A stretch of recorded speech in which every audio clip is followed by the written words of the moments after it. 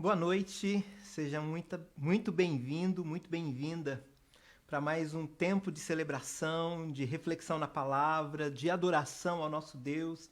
Muito bom ter você aqui, a sua presença é muito bem-vinda e nós estamos felizes por chegarmos praticamente ao final aqui do mês de junho, ao final de mais uma série de reflexão bíblica e estarmos juntos durante todo esse mês. E eu quero, antes de orar, deixar duas perguntinhas para você, mas você vai responder apenas uma, talvez esteja aí na descrição da nossa transmissão. A primeira pergunta é: para você, o que significa, quando foi a última vez em que você pediu a Deus em oração, venha o teu reino? Quando foi a última vez? Quando foi a última vez que você fez a oração do Pai Nosso e pediu, venha o teu reino? Agora sim, a seguinte pergunta, e essa seguinte pergunta, a segunda pergunta, eu gostaria que você tentasse responder para a gente. Para você, o que significa dizer, venha o teu reino? Para você, o que significa dizer, venha o teu reino? Essas duas perguntas, e particularmente essa segunda pergunta, está relacionada com aquilo que nós vamos tratar na reflexão de hoje. E eu espero que Deus trate com o seu e com o meu coração, porque, acredite, ao pedirmos venha o teu reino, nós estamos pedindo o socorro do Senhor, a intervenção do Senhor. Mas o que significa para você pedir isso a Deus? Quero convidar você para fazer uma oração. Logo após a oração, nós teremos a continuidade deste culto. A abertura hoje será pelo presbítero Tiago, e depois os louvores, e a gente volta para continuar essa reflexão. Ore comigo, vamos falar com Deus. Senhor, venha o teu reino. Seja feita a tua vontade, assim na terra como nos céus. Ajuda-nos a compreendermos qual é a tua vontade. Transforma a nossa maneira de pensar, transforma também os nossos sentimentos, nossas emoções estejam sob equilíbrio do teu Espírito Santo, a fim de que possamos vivenciar na plenitude o significado disso e que compreendamos o que o Senhor está fazendo, como o Senhor está trabalhando, a fim de que sejamos os teus cooperadores. Mas eu também quero te pedir, Senhor Deus, que o Senhor nos atenda o pedido de socorro.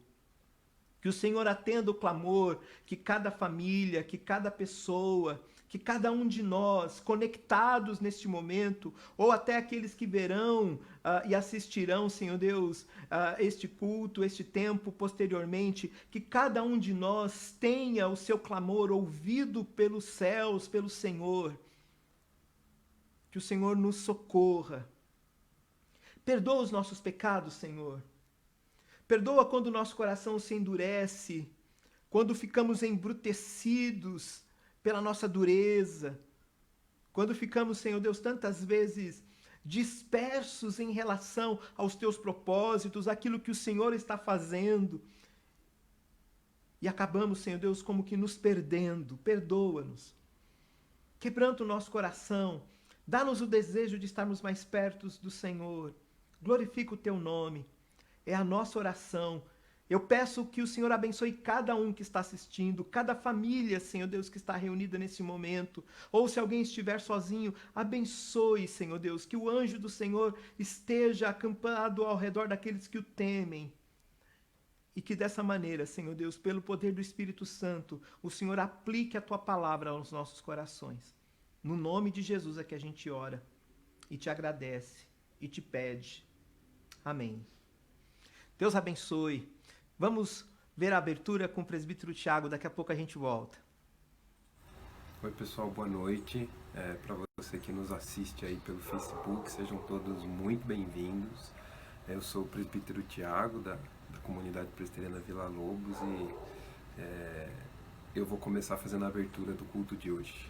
E eu queria começar lendo com vocês um pedaço bem curto do primeiro versículo do Salmo 121.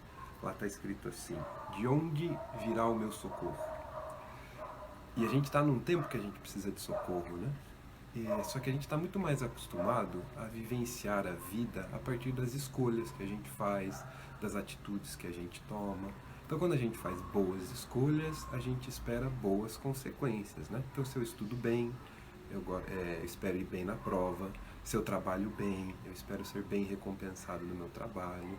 Se eu cuido bem da minha família, eu espero que a minha família cresça e que ela se desenvolva de maneira saudável.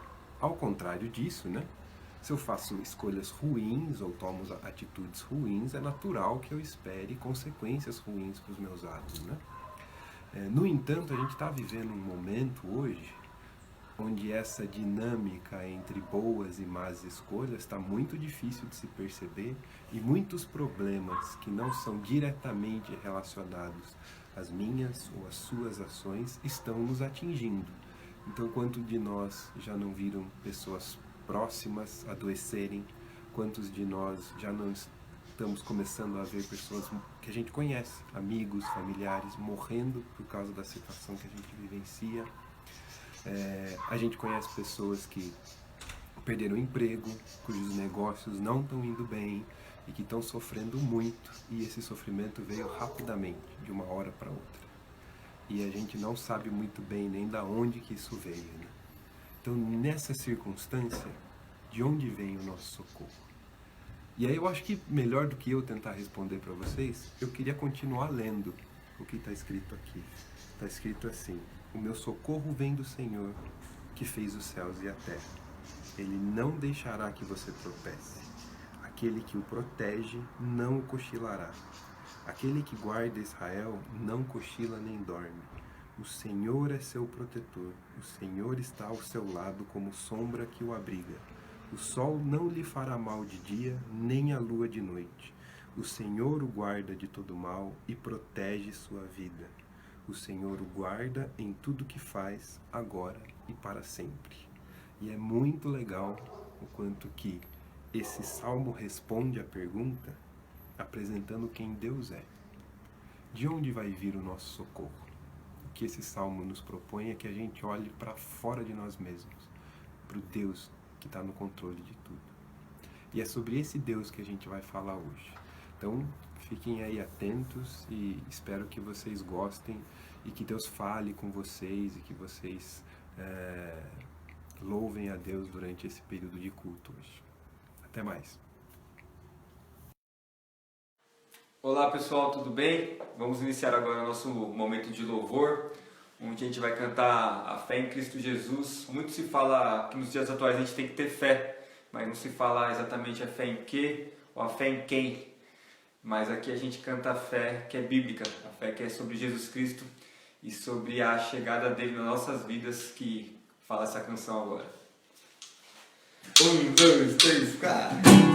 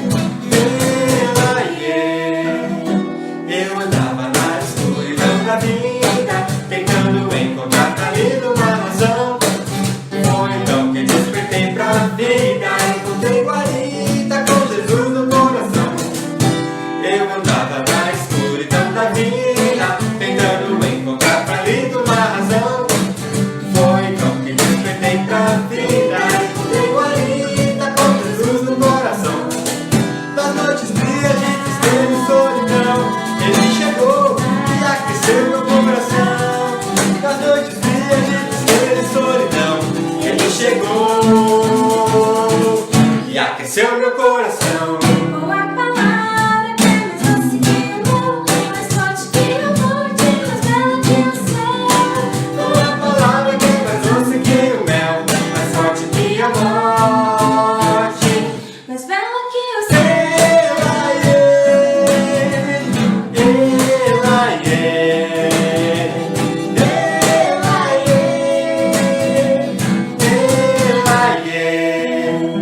Eu andava na escuridão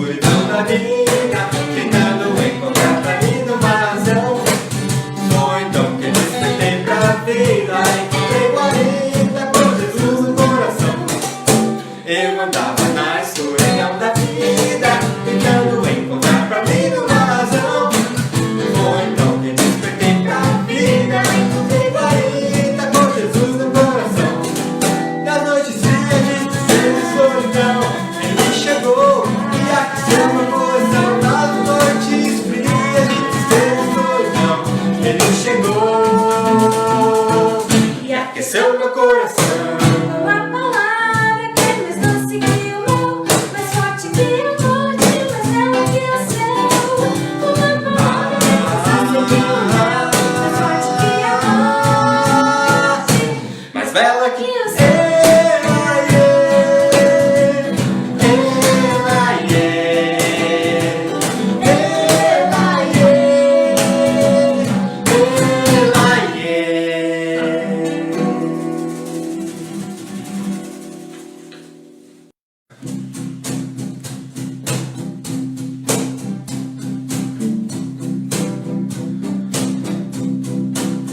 Faz-me ouvir tua voz, mais que a todas as vozes, sobre as distrações do mundo aqui. Faz-me ouvir tua voz, mais que a todas as vozes, sobre as distrações do mundo aqui. Tua voz me dá traz e promessas nos traz. Teu amor vale mais que as riquezas deste mundo. Tua palavra, vida abundante, tua palavra nunca falhará. Terra e céu irão passar, tua palavra permanecerá. Vem que os anos não são nós, com a tua palavra, pra que o mundo receba teu amor. Tua palavra, vida abundante, tua palavra nunca falhará. Terra e céu irão passar, tua palavra permanecerá. A relva na seca e as flores cairão, mas a palavra do Senhor vai durar para sempre. A relva seca e as flores cairão, mas a palavra do Senhor vai durar para sempre.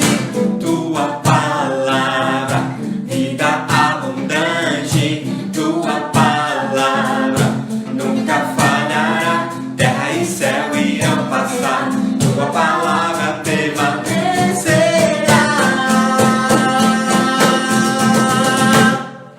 Tua palavra, vida abundante, tua palavra nunca falhará. Terra e céu irão passar, tua palavra permanecerá.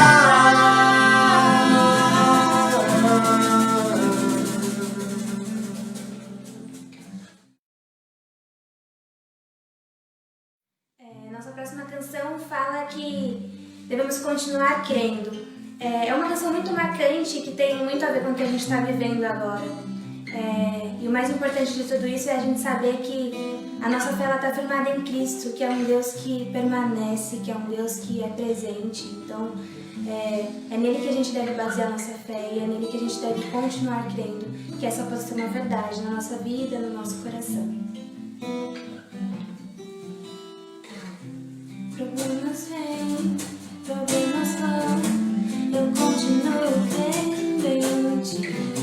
Se na fartura ou na escassez, eu continuo crendo. Se estou caído, se estou de pé, eu continuo crendo em ti. Inabalável a minha fé, eu continuo crendo em ti. O mundo quer me seduzir e me afastar de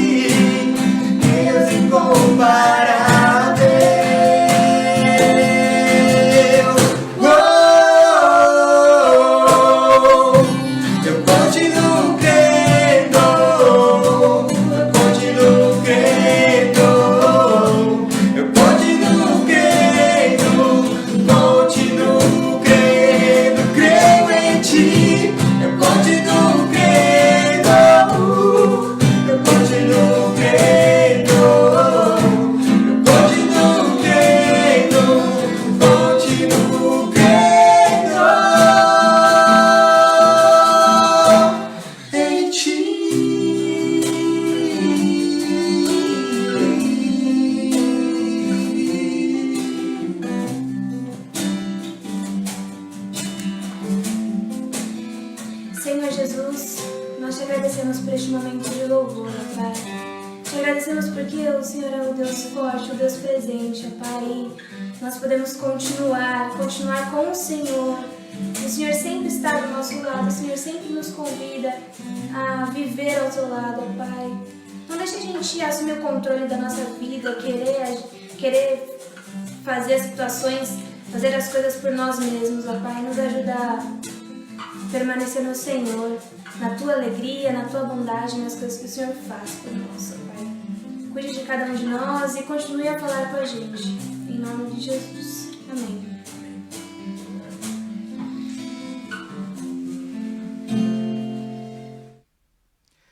Hoje estamos encerrando a nossa série Help,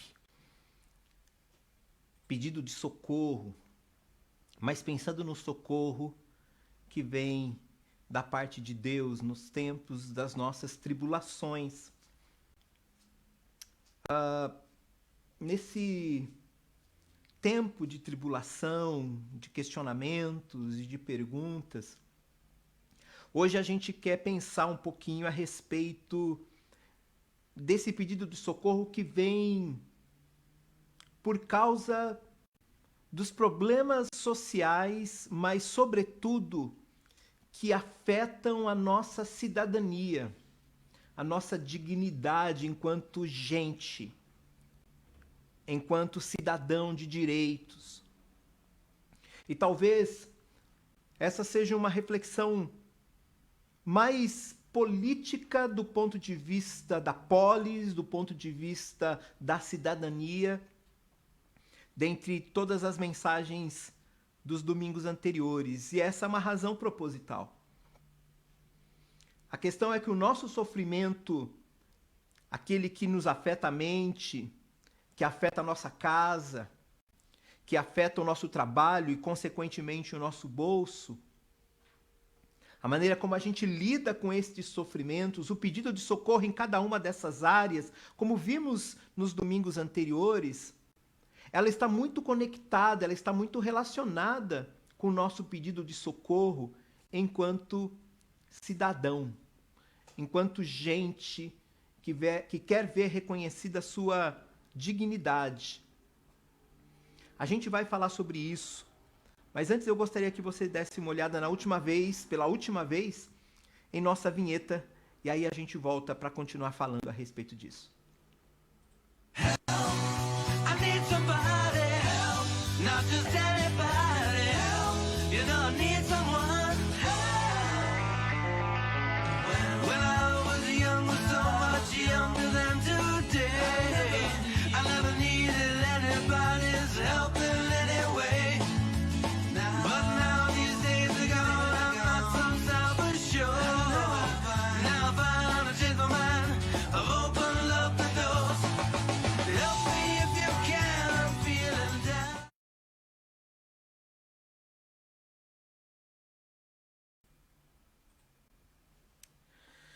Durante muito tempo, nós, brasileiros, temos capitulado diante das crises. São muitas crises, uma atrás da outra. E não há dúvida que, ao olharmos para a nossa nação, desde muito tempo nós temos sofrido. E, obviamente, embora todos sofram, há uma parcela significativa de pessoas que sofrem mais. E sabe por quê? Porque sempre sofreram. Se formos minimamente inteligentes, não poderemos negar que a oportunidade não é para todos, não é para todos. Que há um grupo enorme de pessoas que estão na luta para ter um lugar ao sol, enquanto outros reservam cadeiras para que outros se sentem, mesmo que talvez ninguém se sente lá e essas cadeiras permaneçam vazias. E não há como negar que a pandemia acentuou e escancarou muito mais os nossos problemas, desencadeando outras crises, e particularmente crises nos 4 poderes. Talvez você esteja pensando, mas como 4 poderes, Albert? Né? Se nós temos 3 poderes. Na verdade, eu estou considerando que a mídia é também um poder. A gente tem problema sério e as notícias são desanimadoras. Policiais corruptos despreparados, sem contar que alguns jamais deveriam ter sido policiais ou poderiam ser policiais na vida, pois eles são piores do que marginais. Mas não devemos nos esquecer daqueles que certamente fazem de forma adequada o seu trabalho, porque estes policiais, esses profissionais também sofrem com a corrupção daqueles. Mas não é somente nessa perspectiva. A gente tem um problema sério no Ministério da Educação, uma crise educacional no Ministério da Educação. Nós temos um Ministério da Saúde com um ministro interino já há muito tempo e que 2 ministros já sucumbiram à pandemia. Nós temos governos estaduais corruptos que se aproveitam da dor para ganhar dinheiro e roubar os cofres públicos. Nós temos uma imprensa falida, inescrupulosa e que não tem vergonha de assumir lados, ora omitindo, ora supervalorizando informações e assim manipulando pessoas. Nós temos problemas na economia. Nossa economia está em desespero, incapaz de administrar os próprios recursos de uma maneira que, neste tempo, quem mais precisa não recebe. E quem não precisa está recebendo. Eu poderia resumir essas crises no enfraquecimento das nossas instituições. As nossas instituições estão enfraquecidas. E a crise denuncia isso. A crise, obviamente, que afeta a saúde, mas afeta a economia e que afeta a mim e a você enquanto cidadãos. E nós precisamos, sim, não há como. Nós precisamos, enquanto cidadãos, de pessoas que saibam instruir, governar, orientar. Mas, como eu disse, esse não é um problema de agora. Porque se você pensar que eu estou aqui fazendo uma crítica exclusiva aos tempos que estamos vivendo, então você está enganado, e eu quero deixar isso muito bem registrado. Nós sofremos crises em diversas áreas há muito tempo. Mas essa crise da pandemia, ela acabou desencadeando, mostrando ainda mais o tamanho do buraco. Isso me fez lembrar de 2 filmes. Um é Mad Max. E o outro é, na verdade, uma série, The Walking Dead. Em ambos, tanto no filme quanto na série, há um caos estabelecido, e todas as vezes que há um caos estabelecido e as instituições entram em crise, existe a necessidade do protagonismo de alguém, de alguns. Então, tanto em Mad Max quanto em The Walking Dead, existe o protagonismo de alguns, porque as instituições estão em crise. E nesse momento, já que as nossas instituições estão em crise, estão brigando uns com os outros, estão tentando puxar os tapetes uns dos outros, estão fazendo com que a perspectiva seja olhada apenas de uma forma política e estão ignorando as pessoas que já estão fragilizadas. Então, um pedido de socorro ao qual me refiro no dia de hoje ou na noite de hoje, diz respeito ao socorro daquela pessoa, daquele homem, daquela mulher, daquele aluno, daquela aluna, daquele professor ou professora, daquela pessoa que diz assim: caramba, como é que a gente vai sair dessa situação? Senhor, me ajuda, ou será que alguém pode me ajudar nisso?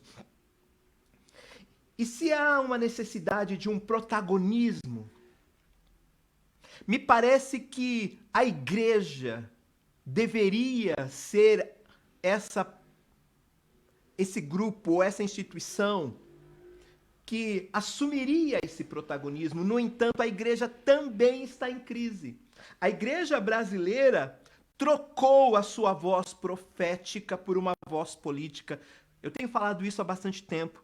A igreja brasileira esqueceu a voz profética e se assumiu como voz política. E isto determina, sabe o quê? A irrelevância da igreja, neste tempo no qual ela é extremamente necessária. No entanto, para ser relevante, ela precisa ter autoridade espiritual.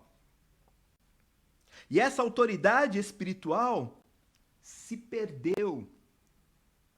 Existe hoje uma igreja em crise que não assume a sua responsabilidade, e me incomoda profundamente quando um grupo significativo de cristãos querem voltar à sua normalidade, mas não querem assumir a sua responsabilidade. Vamos voltar, vamos para o culto, vamos lá, nós temos esse direito, mas não assume a sua responsabilidade, o seu protagonismo para ser resposta ou oferecer resposta para as pessoas que estão pedindo socorro. O problema é que para assumir responsabilidade é preciso ter autoridade espiritual. Mas duas falas de dois pastores que eu quero trazer agora conversam na mesma linha daquilo que nós estamos dizendo. Primeiro, o pastor Antônio Carlos Costa, ele diz assim: vivemos dias de graves ameaças internas à saúde da igreja. Cultos de adoração viraram espetáculos de entretenimento. Pregadores procuram livrar congregações cristãs do contato com o Deus real. E a mentalidade de mercado rege a relação do púlpito com os bancos. E o pastor Hernandes, muito conhecido dos presbiterianos, sobretudo, também diz a mesma coisa. As leis do mercado ditaram a mensagem. Os bancos dominaram o púlpito. A mensagem é mais influenciada pelo pragmatismo do que pela teologia. Por outro lado, muitas mensagens não passam de formalismo seco, em vez de serem capacitados pelo Espírito Santo. De fato, há uma crise generalizada, mas calma. As portas do inferno não prevalecerão contra a igreja do Senhor. E quem diz isso não sou eu, quem diz isso é o próprio Senhor da igreja. E eu acredito plenamente que, como nos tempos de um antigo profeta chamado Elias, isso está lá no primeiro livro dos Reis, capítulo de número 17, também era um tempo de crise generalizada. E Elias, o profeta, sentia-se sozinho naquela empreitada de denúncia, de anunciar a vontade de Deus, indo na contramão da história, na contramão de tantos outros profetas que haviam vendido a sua alma, de tantas outras comunidades e de grupos que haviam vendido a sua alma. Mas Deus, no momento de solidão do profeta, quando ele não entende tudo aquilo e é tomado também pelo medo, Deus fala assim: você não está sozinho, outros joelhos não se dobraram, outras pessoas não cederam. E eu acredito que hoje, em muitos lugares, a graça de Deus tem reservado e guardado para que também não venha capitular diante das crises. Talvez essas pessoas estejam separadas até das instituições ou dentro das instituições já em crise, sendo luz de Deus nesses lugares. Faísca de Deus, se eu posso assim dizer, nesses lugares. E eu sempre trago à mente uma palavra de Bill Hybels, quando ele diz assim, que a igreja é a resposta de Deus para este mundo. Então eu quero encorajar você, igreja, você que se sente igreja, e a nós, comunidade presbiteriana Vila Lobos, nós, a sermos a igreja que responde ao clamor e que atende em nome do Cristo, o Senhor da igreja, aos pedidos de socorro. Mas nós precisamos aprender a pedir socorro para Ele, exclusivamente para Ele, o Senhor que fez os céus e a terra. Eleva os olhos para os montes. De onde me virá o socorro? O meu socorro vem do Senhor que fez os céus e a terra. E Deus continua trabalhando, continua salvando, continua socorrendo. E Ele nos chamou, como nós vimos, para guerrearmos. Ele nos deu os valores e princípios. Nós também vimos isso para aplicarmos à nossa família. Ele também nos sustentou e nos dá aquilo que a gente precisa. Nós vimos tudo isso. Então, o que a gente precisa entender? Como atuar, como trabalhar, como ser parceiro de Deus nesta empreitada? E eu preciso dizer, nessa última reflexão dessa série, que o tema que a gente quer trabalhar sobre esse Deus que nos socorre, esse Deus que nos ajuda, é que Ele é um Deus subversivo. Não estranhe o uso dessa palavra. Eu sei exatamente o que essa palavra significa. O tema de hoje é o Deus subversivo. É esse Deus que atende o nosso pedido de socorro. É esse Deus, o Senhor da igreja, que atende o meu e o seu clamor, e o clamor de qualquer pessoa, visível ou invisível à luz deste mundo. Este Deus atende o nosso pedido de socorro. E Ele está atuando. E como está atuando é o que eu quero tentar responder no texto que a gente vai ler daqui a pouco. Mas antes eu preciso ainda dizer de alguns pressupostos importantes para essa reflexão e para a nossa vida. O primeiro deles, que Deus disse aos seus discípulos que eles não são deste mundo. O que não significa, obviamente, dizer que somos alienígenas, mas que não somos guiados pelos padrões deste mundo. Esse é o primeiro pressuposto. O segundo pressuposto é que, enquanto nós estamos aqui, eu e você e todos os discípulos de Jesus, nós somos peregrinos e forasteiros. Então essa é a perspectiva da vida que nós devemos ter. Esta é uma designação bíblica para os discípulos, que aprendem e sabem como viver aqui, e sabem que a nossa vida é passageira. O terceiro pressuposto é que, enquanto estamos aqui, então somos guiados e inspirados a viver pela ótica do reino. A isto chamamos de cosmovisão cristã. E por causa dessa cosmovisão, eu queria dizer que o prédio pode até estar fechado, mas a igreja continua em missão. O prédio pode até estar fechado, mas a igreja continua em missão. E o quarto e último pressuposto é que nós precisamos entender as palavras e ensinamentos de Jesus, pois Jesus mostrou plenamente para mim e para você quem Deus é e o que Deus pensa. E Ele é ao mesmo tempo aquele que nos apresenta e nos ensinou como nós, seres humanos, devemos ser e viver. Sabe por quê? Porque Ele nos apresentou o Evangelho, e Evangelho não é um conceito. Evangelho é uma história. Por isso, eu queria relembrar aquelas perguntas que eu fiz lá no começo. Quando foi a última vez que você pediu a Deus em oração, venha o teu reino? O que significa para você dizer isso? Quando você diz, que implicações esse pedido tem? E para a gente entender ainda um pouco mais essa ação subversiva de Deus, venha o teu reino, deve se compreender como uma oração subversiva. Porque ser subversivo é transformar a ordem estabelecida. É como se nós estivéssemos sendo chamados para revolucionar o mundo, colocá-lo de cabeça para baixo, à semelhança do que aconteceu no início da igreja, lá em Atos dos Apóstolos.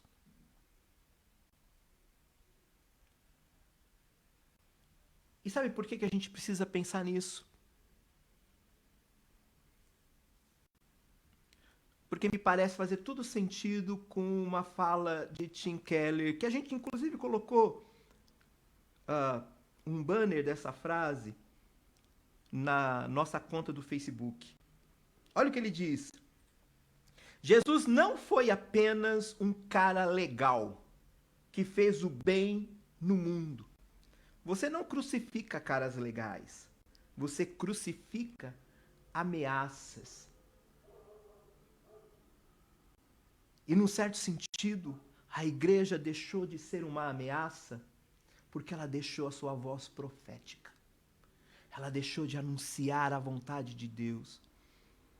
E o meu pedido ao Senhor nessa noite é que, segundo a sua misericórdia, nós, eu, você e tantos outros, segundo a graça de Deus, retornemos a isso, para que possamos anunciar o que Deus, esse Deus subversivo, está fazendo, de tal maneira a nos acudir e a atender o nosso pedido de socorro. Leia comigo João 8, para a gente compreender como isso acontece, ou algumas coisas de como isso acontece. Jesus, porém, foi para o Monte das Oliveiras. Ao amanhecer, ele apareceu novamente no templo, onde todo o povo se reuniu ao seu redor. E ele se assentou para ensiná-lo.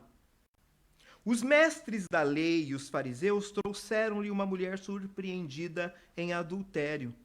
Fizeram-na ficar em pé diante de todos. E disseram a Jesus: Mestre, esta mulher foi surpreendida em ato de adultério. Na lei, Moisés nos ordena apedrejar tais mulheres. E o Senhor que diz? Eles estavam usando essa pergunta como armadilha, a fim de terem uma base para acusá-lo. Mas Jesus inclinou-se e começou a escrever no chão com o dedo. Visto que continuavam a interrogá-lo, ele se levantou e lhes disse: Se algum de vocês estiver sem pecado, seja o primeiro a atirar pedra nela. Inclinou-se novamente e continuou escrevendo no chão. Os que o ouviram foram saindo, um de cada vez, começando com os mais velhos, e Jesus ficou só com a mulher em pé diante dele. Então Jesus pôs-se de pé e perguntou-lhe: Mulher, onde estão eles? Ninguém a condenou? Ninguém, Senhor, disse ela. Declarou Jesus: Eu também não a condeno. Agora vai e abandone sua vida de pecado. Falando novamente ao povo, Jesus disse: Eu sou a luz do mundo. Quem me segue nunca andará em trevas, mas terá a luz da vida. Os fariseus lhe disseram: Você está testemunhando a respeito de si próprio, então o seu testemunho não é válido. Respondeu Jesus: Ainda que eu mesmo testemunhe em meu favor, o meu testemunho é válido, pois sei de onde vim e para onde vou. Mas vocês não sabem de onde vim nem para onde vou. Vocês julgam por padrões humanos, eu não julgo ninguém. Mesmo que eu julgue, as minhas decisões são verdadeiras, porque não estou sozinho, eu estou com o Pai que me enviou. Na lei de vocês está escrito que o testemunho de 2 homens é válido. Eu testemunho acerca de mim mesmo, a minha outra testemunha é o Pai que me enviou. Então lhe perguntaram: Onde está seu Pai? Respondeu Jesus: Vocês não conhecem nem a mim, nem a meu Pai. Se me conhecessem, também conheceriam a meu Pai. Ele proferiu essas palavras enquanto ensinava no templo, perto do lugar onde se colocavam as ofertas. No entanto, ninguém o prendeu, porque a sua hora ainda não havia chegado. Eu quero pedir um pouquinho mais da sua paciência antes da gente refletir no texto, porque talvez para muita gente fique um pouco vago a ideia do reino de Deus. Eu não sei nem direito o que significa venha o teu reino. Então eu queria passar um vídeo para você para ver uma parcela sobre a questão do reino. Apenas uma fração sobre o que o reino é. Mas que é uma fração importante para a compreensão das coisas que vamos falar e é uma fração importante para a gente entender o nosso papel e o significado de pedir venha o teu reino. Dá uma olhada nesse vídeo. You know, a lot of us think that the purpose Jesus came was to try to help us get to heaven after we die. Well, I'd like to raise some serious questions about that based on the New Testament. I'd like to suggest Jesus didn't come here to tell us how to get to heaven after we die, primarily. He came to talk to us about how the kingdom of heaven can happen here on earth while we're here, and when our children or our grandchildren are here. Maybe what we should do is we should get Jesus to edit the Lord's Prayer. So we should edit the Lord's Prayer to sound more like the way we think. It should say, "Our Father who art in heaven, hallowed be thy name. May we go to heaven after we die. May we leave here and go to your kingdom in heaven, which is unlike earth, because there your will is done." But that's not what the Lord's Prayer says. It says, "May your kingdom come here. May your will be done down here on earth as it is in heaven." Very different understanding of what Jesus is about when we see his message centered on the kingdom. But what does that mean? What does the kingdom of God mean? Well, it changes the way you look at people who are different. You stop rich, look at the poor in a different way. The poor look at the rich in a different way. People look at people of other races and other religions in a different way. You can't look at someone of a different political party the same way and be faithful to the kingdom of God. The kingdom of God makes you look at creation in a different way. You look at the trees and the sky and the air and the water in a different way. This is now my Father's world. It's my Father's beautiful artwork it's not just natural resources for me to make a buck off of. If you're taking the kingdom of God seriously, you look at peace and reconciliation and conflict and war in a very different way. It's easy if you're in the kingdoms of this world to bomb people and kill people and throw them in prison and throw away the key. If you're part of the kingdom of God, you can't treat other people that way. You have to look at it from a new perspective, a new point of view, higher point of view. Jesus said things like, "If you give a cup of cold water to somebody in my name, if you see someone who's in prison and you go to visit them, if you see someone who's naked and you give them clothing, if you welcome a little child," in those moments, God's will is being done on earth, because God cares about that little child and God cares about that forgotten person in prison. When somebody loves their enemy, they're living by the way of the kingdom. On the human level, people see an enemy and they hate them. You love your friends, you hate your enemies. But when people love their enemies, they're manifesting the kingdom of God. When rich people decide that they're not going to use their wealth and power to keep aggrandizing themselves and improving their own portfolio, but when they reach a point, they say, "Gosh, I have enough, and there are people in such need.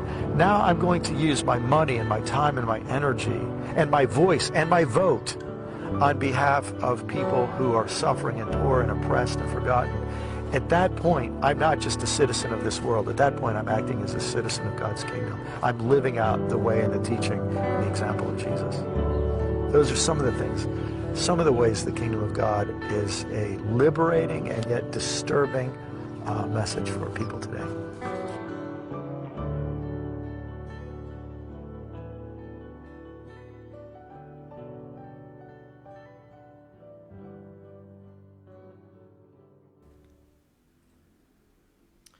Pois bem, como é que Deus está trabalhando? Como é que esse Deus subversivo nos convida a trabalhar com Ele? E como é que a gente pode conectar tudo aquilo que nós falamos até o presente momento com o texto bíblico que nós lemos? Então, há dois princípios que eu quero destacar nesta noite. O primeiro dele é que Deus está estabelecendo, nesse texto, justiça nos julgamentos. Deus está estabelecendo justiça nos julgamentos. Tirando a questão de os mestres da lei e os fariseus tentarem pegar Jesus, entre aspas, de calça curta, como a gente costuma dizer, a questão aqui é jurídica, pois está tratando da lei. Observe que é neste nível que a questão é colocada. Logo, quando falamos da lei, estamos falando, então, de juízo, de julgamento. E não há como ignorar que naquele tempo, como hoje também, algumas pessoas, elas são julgadas pela roupa que têm ou pela roupa que não têm. Pessoas são julgadas de conformidade com o seu status social, de acordo com a sua posição diante dos homens. A pessoa negra é em qualquer instância pré-julgado, o imigrante em qualquer instância é pré-julgado. Vivemos numa ditadura social que estabelece julgamentos prévios e que categoriza as pessoas. E isso está acontecendo com essa mulher no texto. E embora eu não vá entrar no mérito particular de ser uma mulher, do contexto de como ela é levada, da forma como ela está sendo julgada, eu não vou entrar no mérito particular do texto, mas a partir da perspectiva particular eu quero destacar algo geral. Eu quero destacar o que o texto nos propõe a pensar. E o que o texto nos propõe a pensar é: por que Deus é subversivo nesse texto? Simples. Observe aonde a ação acontece. É dentro da instituição. O texto mostra que Jesus está lá no templo. O texto mostra que a mulher é levada no meio de todo mundo lá, dentro da instituição. Então é um confronto. Uma ordem estabelecida está sendo colocada em xeque pelo Senhor. E o que Jesus então está dizendo? Ele está dizendo o seguinte: você quer aplicar a lei? Ótimo! Mas aplique de igual maneira para todos. Não adianta você querer aplicar a lei para essa pessoa que está sob julgamento, no entanto, não entender que você também está sob julgamento. Nisso está a justiça do julgamento. Mas há dois aspectos que eu quero destacar rapidamente aqui.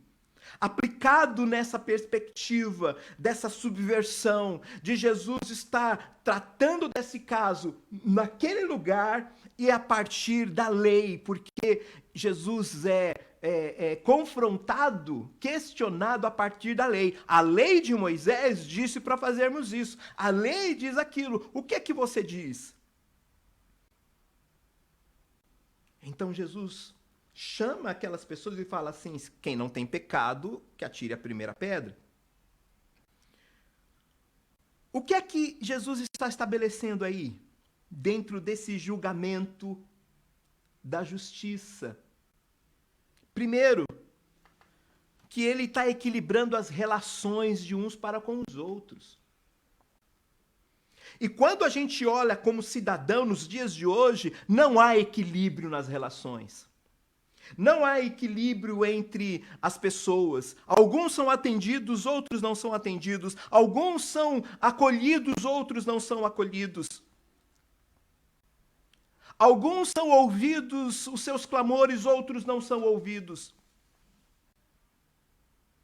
Alguns pegam seu telefone e são atendidos, outros o telefone só dá ocupado. O que Jesus está fazendo quando ele diz para aquele grupo de pessoas que levou aquela mulher para ser julgada pelo seu pecado? Quando Jesus diz: quem não tem pecado atire a primeira pedra, Jesus não está justificando o pecado daquela mulher, ele está colocando as relações humanas no mesmo patamar. E nisso, ele equilibra o julgamento. Mas, ao mesmo tempo, além disso, ele também está colocando todos de igual maneira diante de Deus. Deus olha para um e para outro e diz: quem de vocês não peca? Então, se for para condenar, eu teria que condenar a todos vocês. E efetivamente não é isso que o Evangelho diz. O Evangelho diz que por causa do nosso pecado todos estão condenados. Então, ninguém é melhor do que ninguém, não porque um faz uma coisa, outro faz outra. É porque diante de Deus não há quem se justifique. E da mesma maneira, diante de Deus, a sua graça nos alcança igualitariamente. Da mesma forma. Porque quando eu olho enquanto cidadão, quando eu olho enquanto pessoa que precisa, que tem carências, o sol e a chuva de Deus, que Deus manda, vem sobre justos e injustos. Vem sobre pessoas que sabem mais de perto quem Deus é, mas também vem sobre aqueles que talvez ignorem a existência de Deus. Vem sobre aqueles que leem suas Bíblias nas suas casas de madrugada, mas também vem sobre aqueles que não sabem ler. Quanto mais ler a própria Bíblia. Então, de fato, esse Senhor que é capaz de atender ao nosso clamor, o nosso pedido de socorro, é aquele que nos vê e diante da lei, de fato, todos são iguais. Perante a lei, todos são iguais. Deus é o único, então, que pode oferecer socorro, pois esta situação dessa mulher denuncia a nossa condição, tanto diante de Deus quanto diante uns dos outros, e então estamos perdidos e não temos ajuda. Não vai ser o governo humano que vai te ajudar. Não será o papel deste ou daquele que vai contribuir. É claro que esses têm também o seu papel, nós devemos contribuir para que as coisas caminhem dessa forma, mas se a sua esperança, se a minha esperança estiver nisso, lamento informá-lo, a sua causa, meu amigo, está perdida. E eu vou dizer para você que trabalha na política, presta atenção. Vocês estarão perdidos se acharem que podem confiar numa instituição corrompida pelos desejos escusos de pessoas que querem atender apenas os seus próprios interesses. Como disse Maquiavel, aos amigos os favores, aos inimigos o rigor da lei. Mas eu também digo aos que confiam no seu próprio braço para resolver as coisas, na sua própria inteligência, você é falível. E o inferno está cheio de pessoas com boas intenções. Observe que simbolicamente temos duas reações diante de Jesus. Todos vão embora, envergonhados, e fica somente a mulher. E essa é também despedida com perdão da parte de Deus e um convite para viver de uma maneira justa. Diferente do que muitos pensam, esse texto não é um escudo para se defender, dizendo assim, quem não peca, então ninguém pode me julgar pelo que eu peco. Não, muito pelo contrário, é o contrário disso. Quer mostrar que não há defesa para nós, nem para ninguém, nem nós mesmos, e muito menos ninguém haverá de ser ou ter um julgamento parcial. Por isso nosso socorro vem do Senhor, porque Ele é imparcial. O perdão que Ele ofereceu para a mulher é o perdão que Ele oferece para todo o que se arrepende. Uns preferem sair envergonhados, mas não arrependidos. Outros, apesar de serem pegos, se arrependem e são convidados a viver de uma nova maneira. O socorro do Senhor começa com seu perdão. O socorro do Senhor começa aplicando a sua lei, a sua justiça. E a sua justiça está na cruz. Você quer pedir socorro? Peça ao Senhor que fez os céus e a terra. Mas, em segundo lugar, ele continua trabalhando, estabelecendo critérios, então, nos relacionamentos. Ele estabelece critérios nos relacionamentos. Partindo para a nossa segunda reflexão, ou para essa reflexão, vale lembrar que eles estão dentro do templo, o lugar institucional que não dá conta de estabelecer julgamentos adequados, pois faz diferença entre os amigos e todos os outros. É neste lugar que Deus também está sendo julgado. Observe o texto. Ele também está sendo colocado no banco dos réus. Não é esta atitude dos fariseus e mestres da lei? Observe lá no versículo 12, no versículo 13. Quando Jesus termina a conversa com a mulher e com todos aqueles que saíram, Jesus diz: eu sou a luz do mundo. Quem andar comigo não andará em trevas. E aí, o que é que os fariseus dizem? Quem é você para dizer isso? Então Deus está sob julgamento. Quem é você para falar essas coisas? Quem é você para reclamar, para apontar o dedo? Quem é você para chamar a responsabilidade de atender o socorro?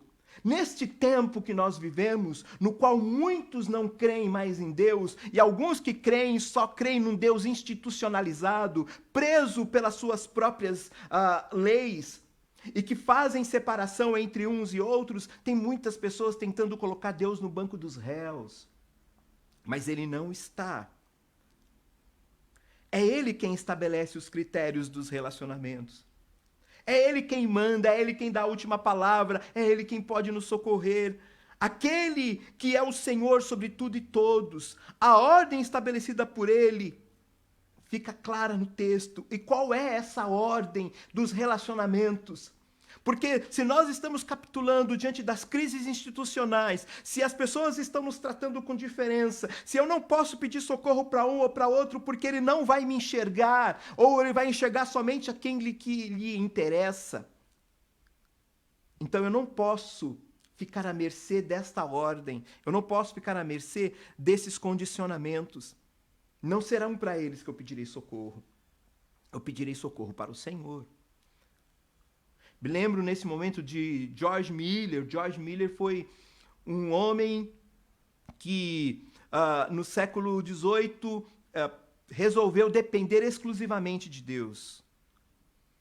E ele criou ou construiu alguns orfanatos, atendendo várias crianças. E ele disse assim: eu resolvo pedir qualquer coisa somente para Deus. Então, quando ele tinha uma necessidade material, uma necessidade financeira, uma necessidade de intervenção, sabe o que ele fazia? Ele dobrava os seus joelhos e dizia. E conta-se que, certa vez, um homem bastante rico, bem abastado, chega diante de George Miller e diz assim para ele: você precisa de alguma coisa? Me diga de quanto você precisa, eu vou assinar agora um cheque para você e eu vou doar para você. E George Miller lhe responde: eu não peço nada para ninguém exceto para Deus. Não, tudo bem, eu sei, eu já ouvi falar que você pede as coisas somente para Deus, então, mas você não acredita que de repente eu estou aqui e Deus pode ter me enviado? Ele diz: eu não peço nada para ninguém, eu só peço para Deus. Mas então como que eu vou doar? Falando, eu já pedi para Deus, Deus sabe quanto que eu preciso, Deus sabe o que eu preciso. E conta assim então a história que aquele homem assinou o cheque, entregou o cheque, e ele disse: foi exatamente isso que eu pedi para Deus. No entanto, nós estamos tão acostumados a pedir favores para um e para outro que os nossos joelhos não se dobram mais. E aí a igreja entrou em crise porque trocou a sua voz profética pela voz política. Porque deixou de dobrar os joelhos e quer fazer a sua voz ser alcançada por outros meios. Eu quero convidar você a voltar para os critérios de relacionamento que Deus estabeleceu. E que critério é esse? Primeiro, a relação de Jesus e o Pai é o modelo a ser seguido.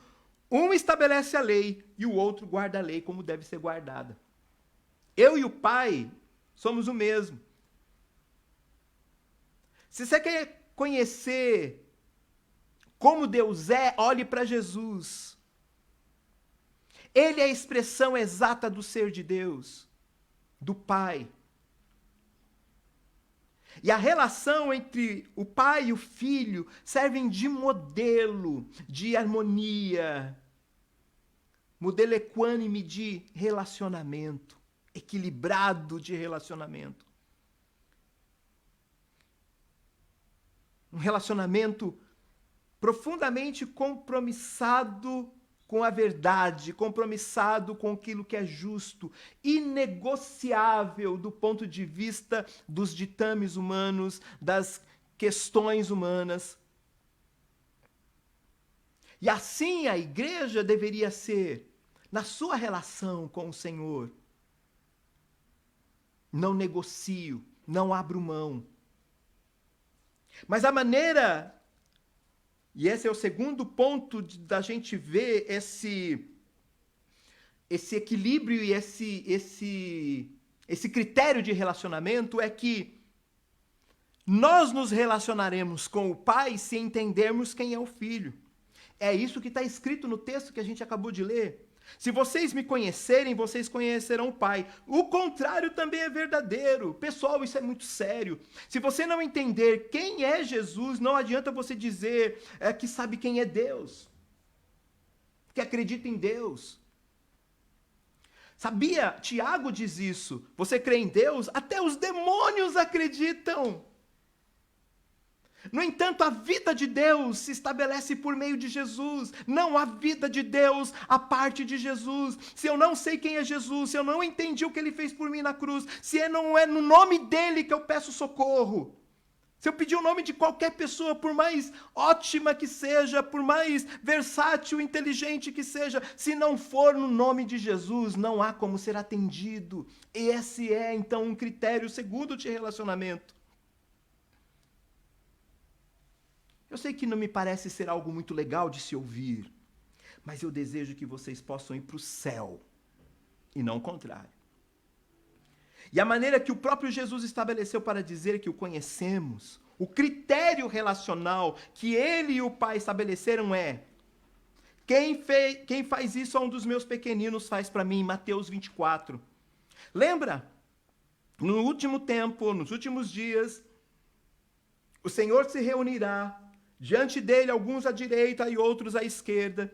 Para aqueles que estão de um lado, vão dizer assim: você foi me visitar quando eu estava doente, você foi me ver quando eu estava hospitalizado ou quando eu estava preso, você me deu água quando eu tive sede, você me deu comida quando eu estava com fome. Quando fizemos isso para o Senhor? Quando fizeste a um dos meus pequeninos, a mim o fizeste. E a outro grupo vai dizer: você não foi me visitar, você não me deu comida, você não me deu água para beber, você não me ouviu e você não percebeu os fragilizados, os marginalizados, os colocados à parte, aqueles que são julgados ou pré-julgados pela sua condição social, ou que talvez cometeram equívocos e erros e problemas e pecados, e você os tratou com desdém, você olhou para o seu nariz, você olhou para o seu umbigo, você quis viver do seu jeito.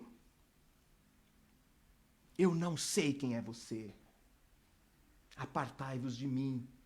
O critério é estabelecido por Jesus. Quem fez a um dos pequeninos, fez para mim. E é por isso que o nosso socorro só pode vir do Senhor.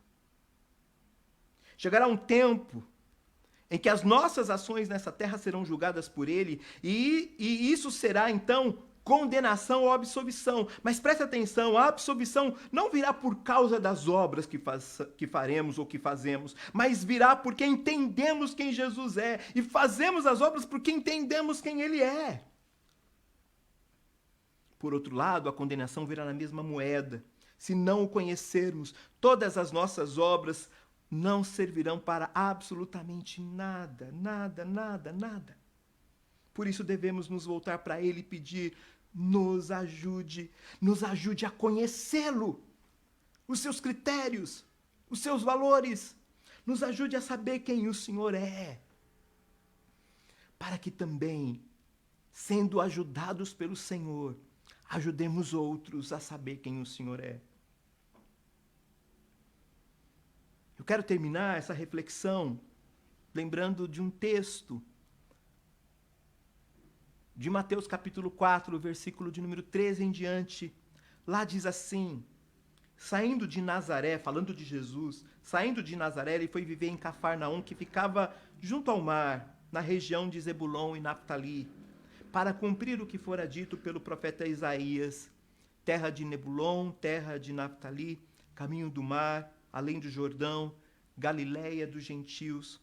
O povo que vivia em trevas viu grande luz, e sobre os que viviam na terra da sombra da morte raiou uma luz. Quando Deus ouviu o nosso pedido de socorro, Ele foi nos buscar nas trevas. E se você está em trevas, Ele vai te buscar de novo. Mas se você já saiu de lá, volte para ajudar outros a saírem de lá também. E como é que a gente pode fazer isso? Eu queria deixar 3 dicas nesse final de reflexão. Nos assumindo como igreja relevante nesse tempo de crise. Primeiro, sejamos voz profética para denunciar as injustiças. Meu amigo, eu estou pouco me importando se você é para a direita ou se você é para a esquerda. Há injustiça de todos os lados. E você que sabe quem é Deus, se você não denunciar as injustiças, se você colocar panos quentes, se você tentar acobertar, você estará sob juízo de Deus. Não encubra. Seja a voz de Deus, seja a voz profética, denuncie, porque a igreja precisa reassumir a sua relevância para ouvir o pedido de socorro. Há injustiça nesse país, há injustiça nessa terra, e nós não podemos ficar calados. Não podemos ficar calados quando pessoas são injustamente mortas, assassinadas. Não podemos ficar calados quando mulheres são estupradas dentro das suas próprias casas. Não podemos ficar calados quando as crianças elas são alijadas da educação. Não podemos ficar calados quando as pessoas não estão sendo ajudadas por causa do seu status, por causa da sua condição social. E quando pessoas abastadas, ricas, estão aí rindo.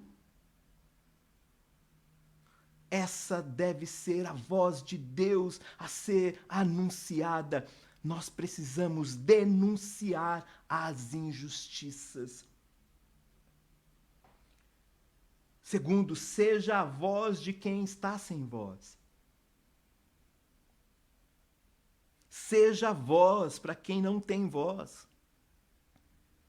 Você pode fazer isso coletivamente, você pode fazer isso individualmente. Não veja a prática da injustiça e cale-se. Vou te dar um exemplo disso. Você, professor, está lá na sua sala de aula, está lá no seu grupo escolar, está lá onde, e normalmente pensando particularmente em escola pública, mas isso se dá também em escolas particulares. Se você vir um aluno ser maltratado por causa da cor da sua pele, ou por causa da sua roupa, denuncie, seja a voz desse aluno, seja a voz dessa criança, seja a voz desse adulto, seja a voz dele. Ah, mas eu não posso perder meu emprego. Ah, mas eu não posso. Ok. Assuma as consequências. E por último, seja um luzeiro em meio às trevas. O Senhor Jesus é a luz do mundo, e aqueles que foram ouvidos no seu pedido de socorro foram feitos luz do mundo. Vós sois a luz do mundo, vós sois o sal da terra, disse Jesus aos seus discípulos. Desta maneira, quando assumimos isso, não se coloca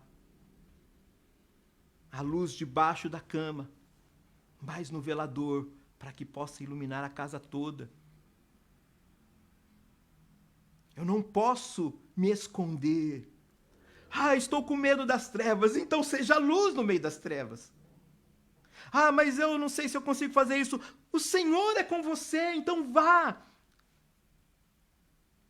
Se Deus nos chamou para guerrear, se Deus nos deu seus princípios, se Deus é o que supre nossas necessidades, Ele também nos chamou para estabelecer a justiça do seu reino. Então, talvez você possa entender agora o que significa dizer venha o teu reino. Algumas pessoas disseram que significa justiça e paz, dizer Maranata, a vontade de Deus em nós, participar do governo de Deus. Sim, é tudo isso e muito mais. É tudo isso e muito mais. Mas implica em denunciar a injustiça, implica em ser voz para quem está sem voz, implica em estar aonde as trevas estão densas e espargir a luz do Senhor naquele lugar. Eu quero convidar você para isso. Eu quero convidar você, comunidade Vila Lobos, para isso. Para sermos essa luz. Pela graça de Deus, temos sido essa luz, mas podemos ser mais. Podemos fazer mais. E não porque somos alguém, mas porque Deus nos chamou para fazer mais. Se Cristo é o nosso Senhor, é o nosso general, há mais coisas em seu nome para serem feitas. Então eu quero orar por você nesse final de culto. Por você que está pedindo socorro. Mas quero orar por você que recebeu o socorro.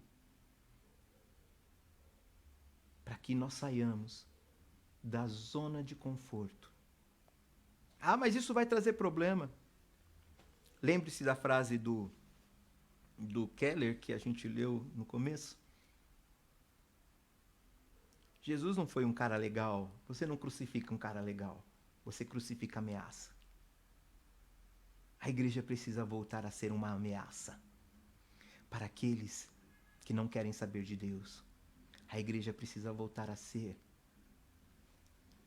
o lugar onde pessoas são acolhidas para serem tratadas, curadas e voltarem para o campo de batalha a fim de acolherem outras pessoas. Vamos orar por isso? Senhor, no nome de Jesus, enche-nos do Espírito Santo. Deus subversivo, ajuda-nos também a sermos cooperadores teus e subversivos como o Senhor, produzindo uma grande revolução que começou silenciosa, como vimos no início dessa série, mas que não pode ser calada por ninguém, porque nós não podemos deixar de falar das coisas que temos visto e ouvido. Então, Senhor Deus, enche-nos do Espírito Santo, aviva a tua obra, a tua igreja, salva outras pessoas, resgata das trevas e anuncia a luz do Senhor, porque o teu reino é chegado. Em nome de Jesus.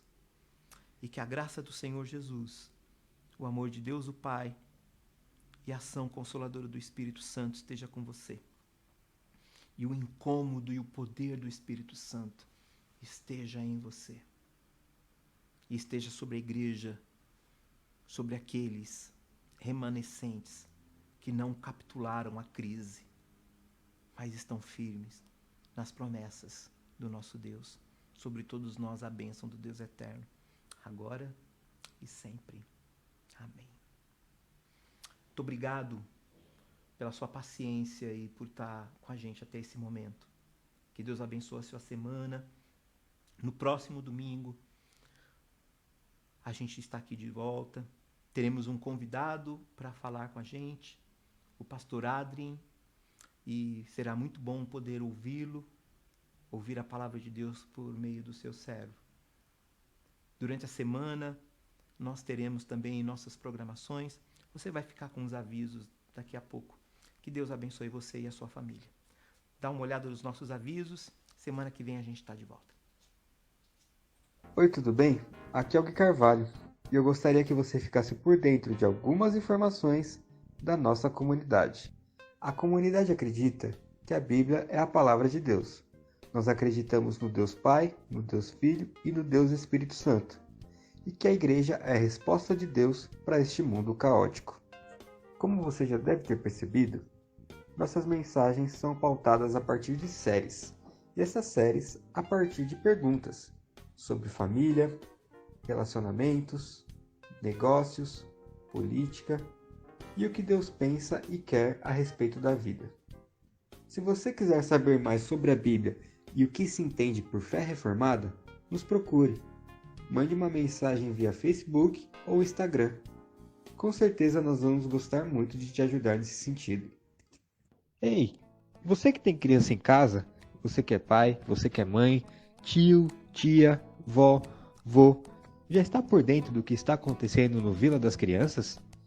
Este mês já começamos a estudar o fruto do Espírito e esta semana vamos falar sobre a paz que vem dele. Para receber nosso material voltado diretamente ao público infantil, você já sabe, entre em contato com a gente.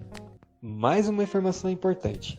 Você sabia que o dízimo é um preceito de Deus estabelecido na Bíblia e através do dízimo Deus cuida da sua igreja?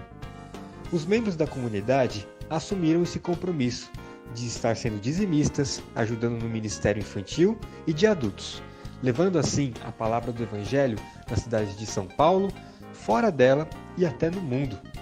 Portanto, ser dizimista é uma questão consciente de cada um. Afinal de contas, não dizimamos para ser abençoados, mas porque somos abençoados, dizimamos.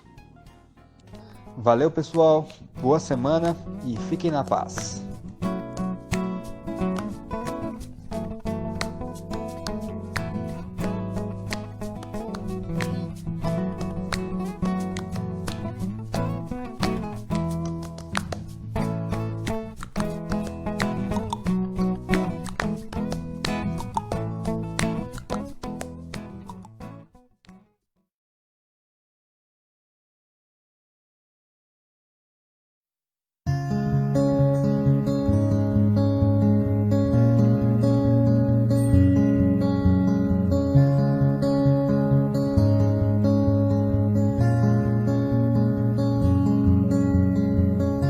Problemas vêm, problemas vão, eu continuo crendo em ti.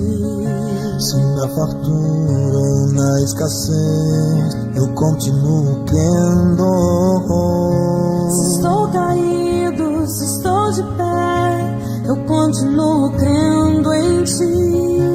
Inabalável é minha fé, eu continuo crendo em ti. O mundo quer me seduzir,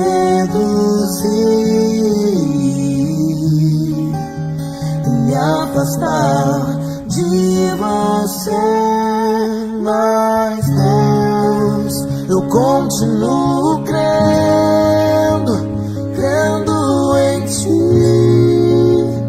crendo no amor que tens por mim. Continuo crendo, crendo em ti, Deus incomparável.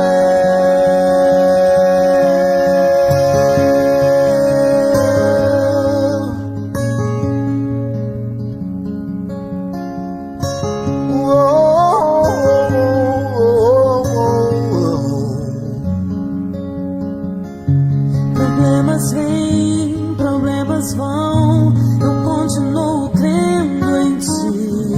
Se na fartura ou na escassez, eu continuo crendo. Se estou caído, se estou de pé, eu continuo crendo em ti. Inabalável é minha fé, continuo crendo em ti. O mundo quer me seduzir,